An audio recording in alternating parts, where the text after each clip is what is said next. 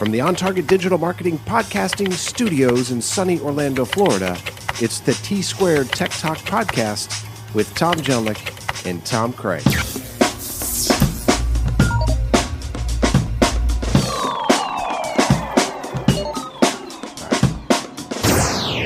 It's frickin' Friday. It's the T-Squared Tech Talk Podcast. I'm your host, Tom Jelnick, joined with... Tom Craig over here. The amazing Tom Craig.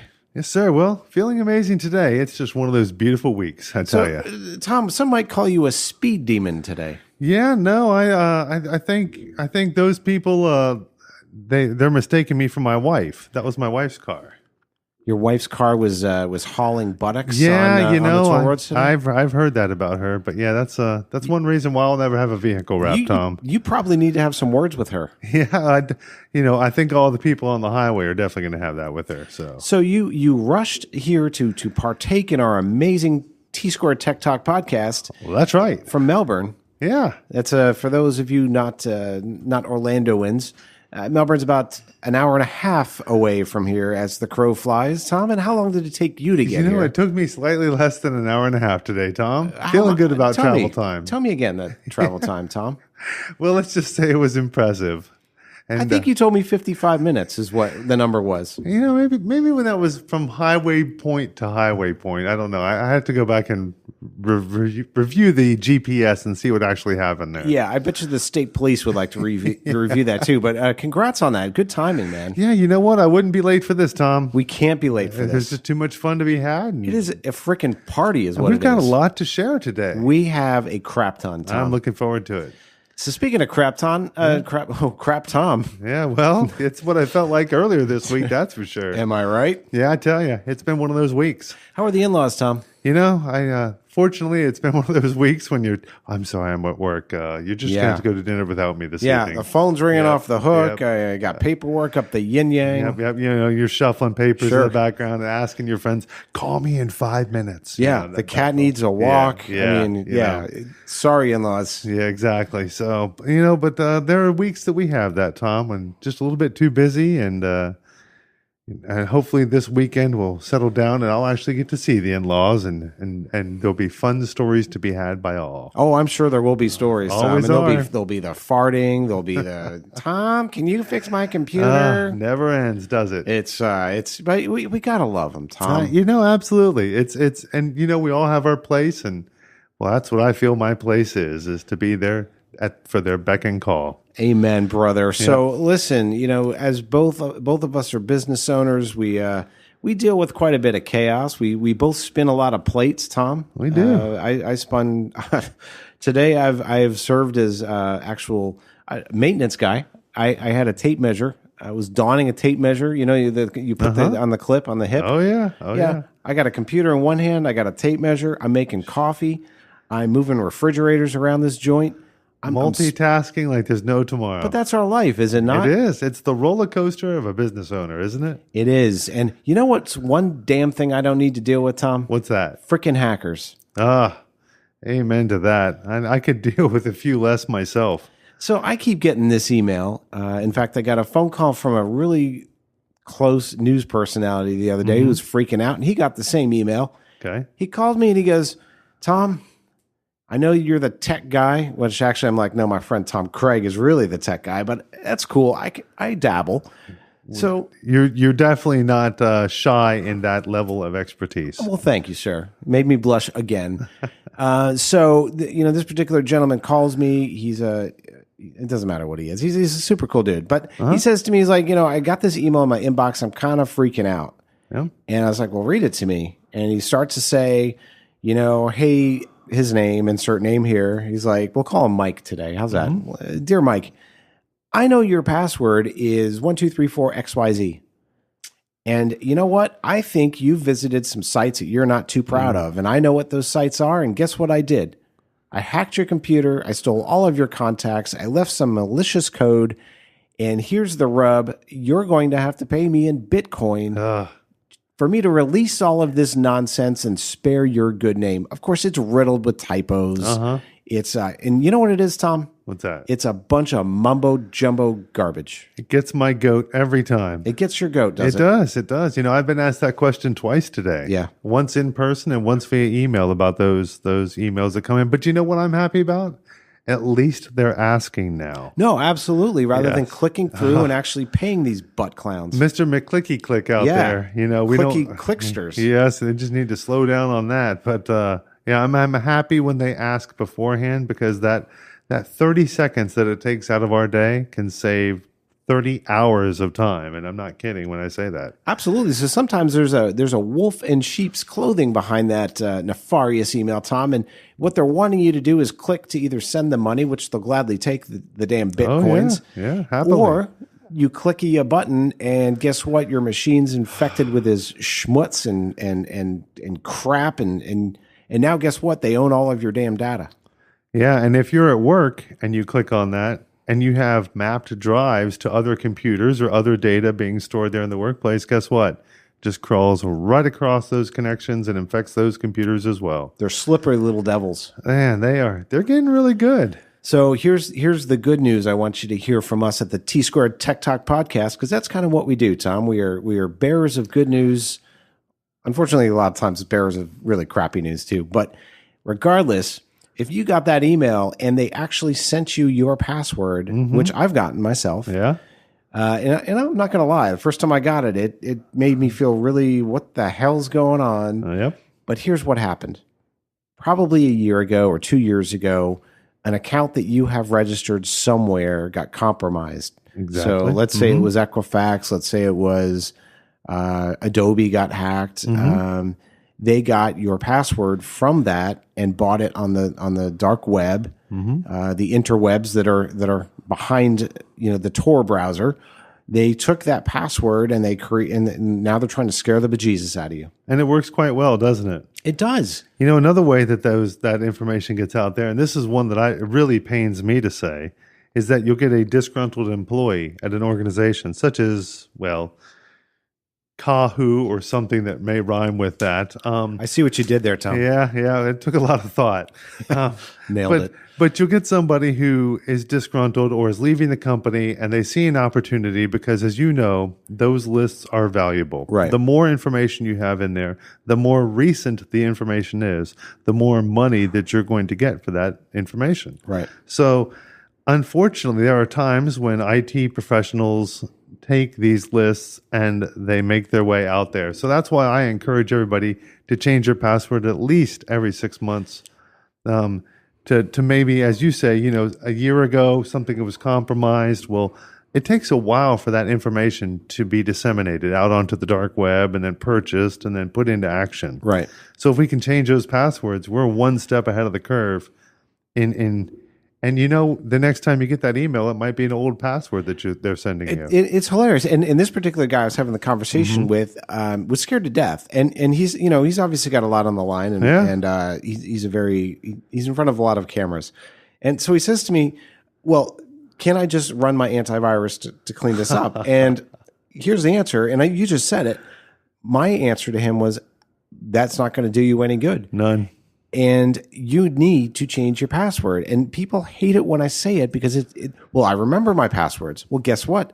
So do all the cyber thugs. Exactly. Yep. That's why we need to create a template that we can use to change our passwords somewhat frequently and not have to wonder, gee, what did I make it this year? Was it, I hate the in-laws 1, 2, 3. The in-laws are such a pain. That's a constant theme, isn't it? Yeah, it's easy, Tom. Or, and it's there. Or hold my bunions, something like that. Right, Yeah. exactly. Yeah. Yeah. Is this toe jam?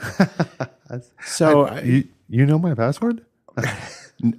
It's been leaked, Tom. Oh, son of a Not gun. as leaky as That's Aunt it. Gertrude on my sofa, but it's been leaked. I tell you. Well, that's it. Both now need to be changed. They do. Yes, yes. In multiple I places. tell you. So, It depends on your angle, Tom. ooh, there he goes again, ladies and gentlemen. I'll be here a week. Try the veal. So, Tom, we were talking about, will the antivirus do you any good to run a scan now? And, it's true what you say. It's concerning because our reputations are on the line, and not just us in the IT field. If you're in the workplace and your workplace is compromised, your account is compromised, that shines, a little bit negatively on you and your ability to run a business. Absolutely. And we were just talking about us being business owners. Like one of the things that keeps me up at night, and we take as many precautions as we can, but stuff happens. And we talked about the old Clickster McClicky pants, and he could infect or she could infect our entire network and God forbid, infiltrate our Macs, which, as you know, Tom, is impossible. But you don't need to. All you have to do is walk into a Mac store if you want to be ripped off. But ouch. We'll yeah. Let's talk about Microsoft now. Great deals. Yeah, great deals. Can't give them away. Here, take this brick. Anyway, so is antivirus software going to do the trick when it comes to this? And I know you know the answer to that. Oh, I'm chomping at the bit to throw this answer out there. I know you know that. I have had the last 2.5 weeks of my life turned upside down. Our organization was lucky enough to be partnered up with a new client. We went in to handle them. I know we just recently talked about this on the podcast, but 2.5 weeks, Tom. That's what it took our team to fully clean up this mess that happened when somebody inadvertently clicked on something. Right. Now, I don't blame the person at all who clicked on something because anybody could be had. It's very, very convincing, some of the emails that they're coming up with. You and I have spoken about it with bank logos or UPS, FedEx, any one of those. We believe this one to have been a UPS email. The person was waiting on a package, and they clicked on a notification, and it launched, and it went crazy. So, yeah, it delivered a load of crap, is what that. Boy, delivered. It did. But long story short, we're partners with some antivirus vendors and some anti-malware vendors, and we contacted them right away and had them working with us, and we felt very confident that we were going to really be able to restore these computers to maximum potential with very little impact on the business. But what we found is that's not possible anymore. Reason being is that there are too many virus strains that are being produced right now for the antivirus and anti-malware companies to be able to keep up with what's being pumped out. So is antivirus dead? Not completely, because there's thousands and thousands and thousands of viruses out there that it will stop. Sure. And that's great. But we can't depend on antivirus and anti-malware to keep our computers safe anymore. There's the depends again, Tom. Yeah, exactly. But something needs to change, and it's not just the depends. We need to really look at how we're backing up our data. That was a bad image I just had in my head, Tom. Thank you for that. I'm here for you, Tom. Yeah, let's dump that. Yes, all right. 10-4. But no, we really need to reevaluate our response for what we'll do when something happens. Because if we don't, then you're just running around wondering how to stop this from happening. So I guess you're saying we really shouldn't have this false sense of security that just because we have the latest and the greatest up to date antivirus software deployed on our network on our crappy PC, that's not going to do everything, especially if you get these thugs with the ransomware. Boy, you know it. And it is just the worst because now not only have you lost your data, your pictures, your resume, whatever work files and whatever files are on whatever computers you're connected to. But now your operating system, be it Windows or Mac. Or not Mac. Well, I hate to tell you, Tom, or Mac. Not Mac. Could be corrupted.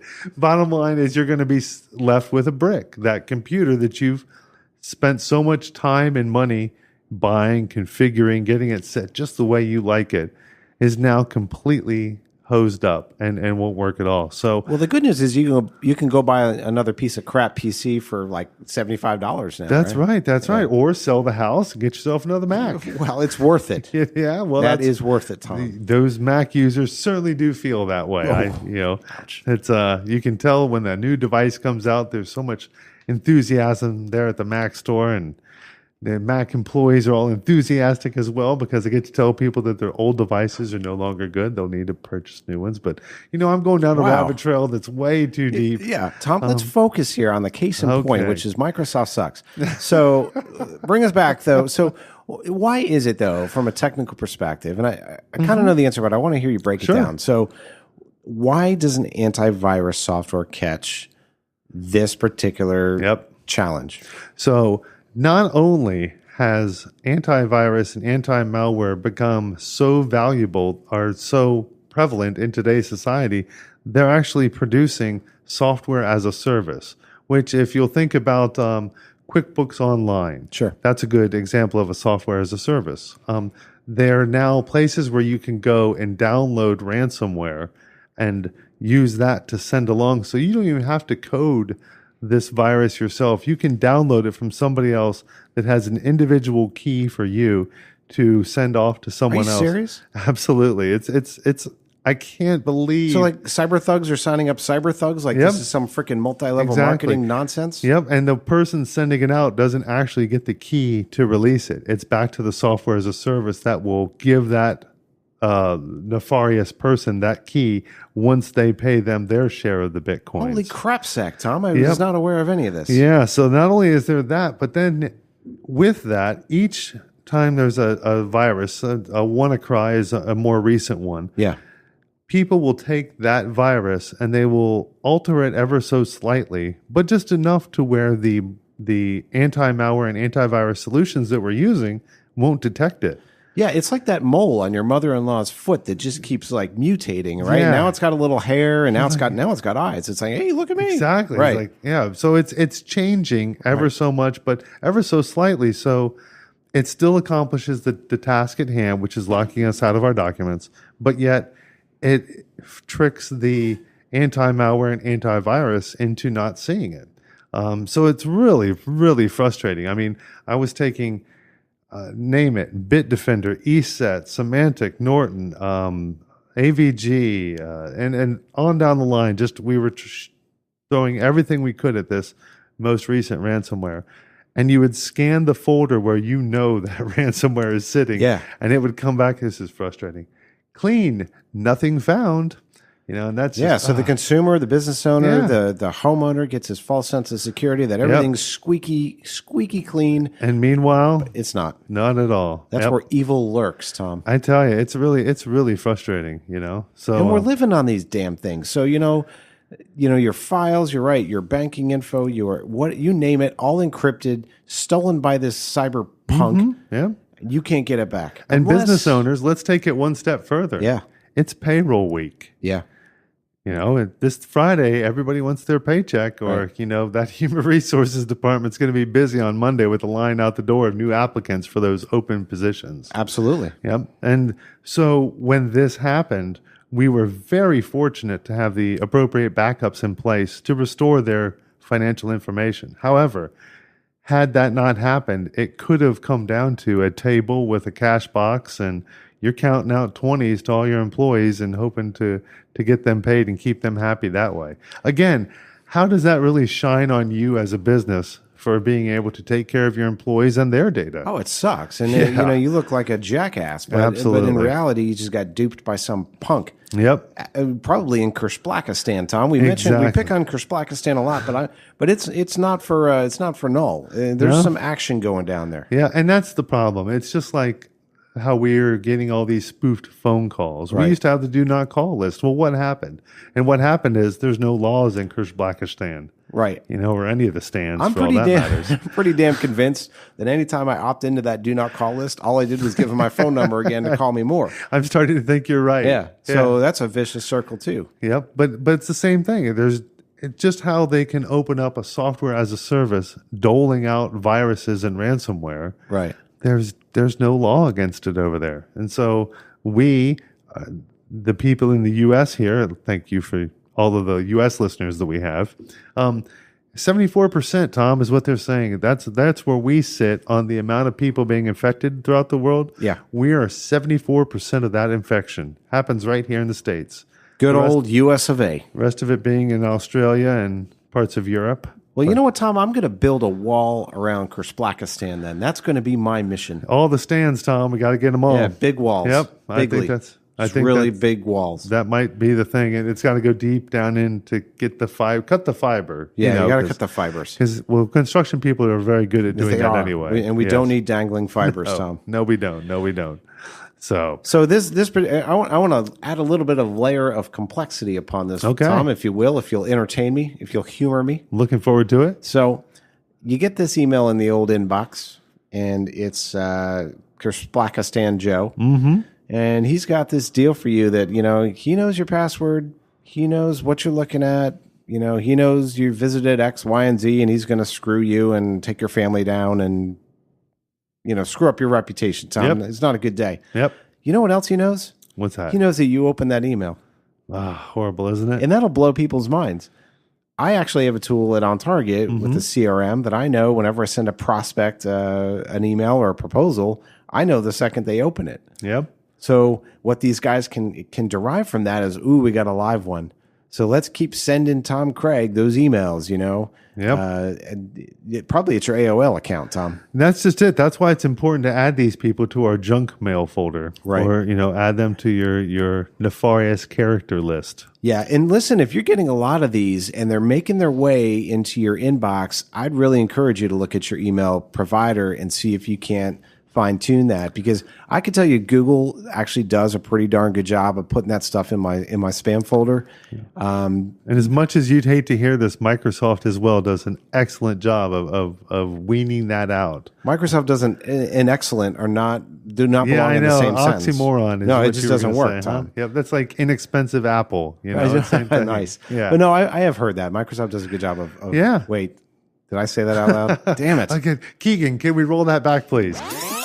I have heard that Microsoft does a good job of Wait, did I say that out loud? Damn it. Okay. I meant to keep that in my head. It didn't work. But no, in all fairness, I do know that Microsoft has pretty good spam filters. And they kind of have to, because they're protecting themselves too. Absolutely. And you're right when you say that if you are getting a lot of this, that you need to contact your IT person or your internet service provider or whomever you get your email from, because those filters can be tweaked.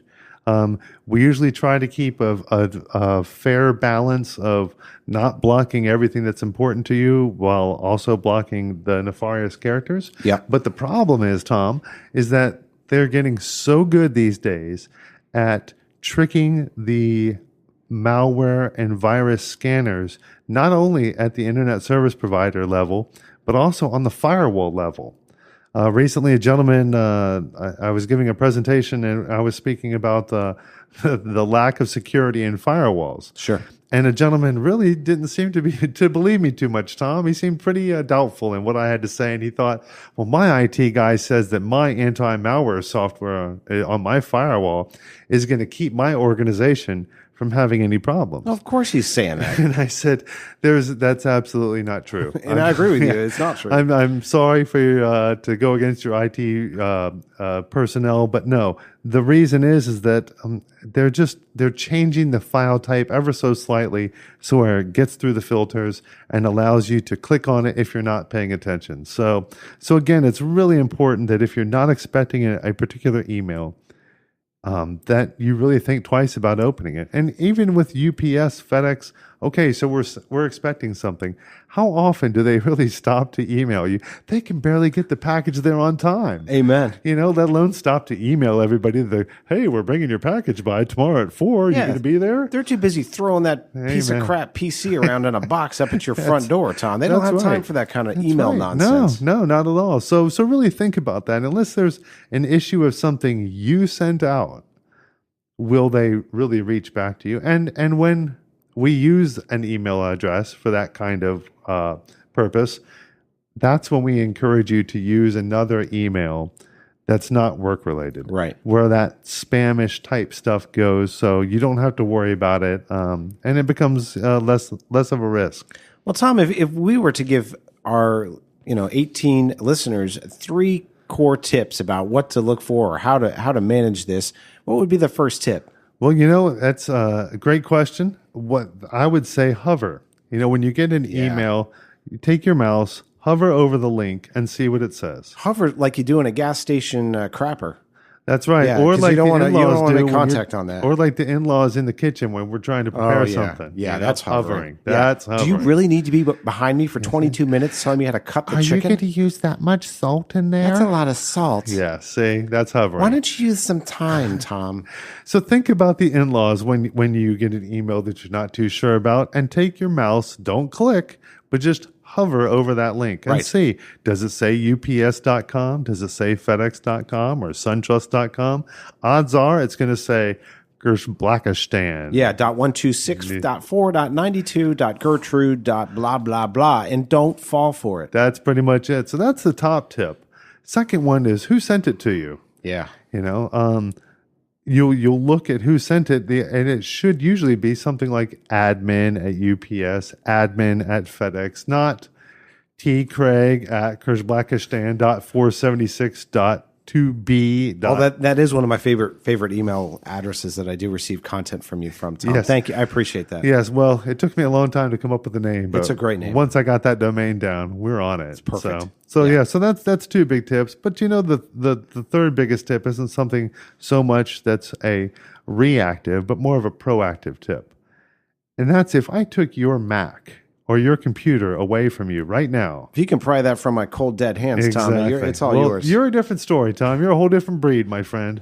But for most people out there, if we took their computer away right now, would they have access to all their files and all their photos and all the data that they use on their computer day to day?